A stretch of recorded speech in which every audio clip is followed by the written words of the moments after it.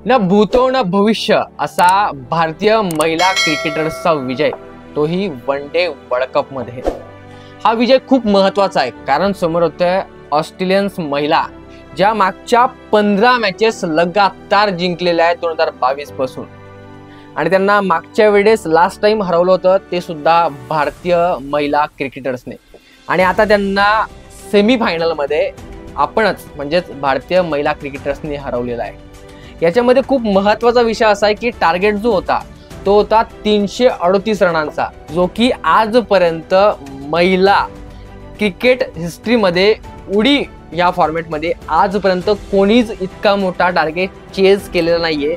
तो आपल्या भारतीय महिलांनी करून दाखवला आणि ते गेलेत आता फायनल्स मध्ये।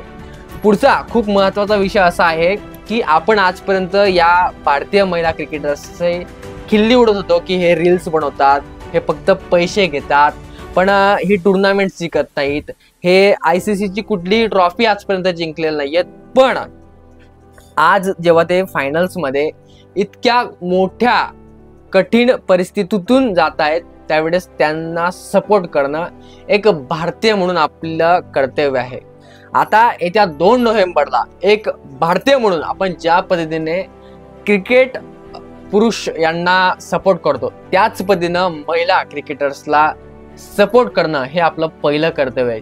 आज आपण खूप मोठ्या अभिमानाने म्हणू शकतो की हमारी छोरिया छोरों से कम है के, आणि आता खऱ्या अर्थानं इतिहास रचण्याची वेळ आलेली आहे, कारण आपण ऑस्ट्रेलियाला बाहेर काढून साऊथ आफ्रिका आणि इंडिया म्हणजेच आता उडी फॉर्मॅटमध्ये महिला क्रिकेटर्स यामध्ये एक नवीन विजेता नक्कीच मिळणार हे निश्चित झालेलं आहे।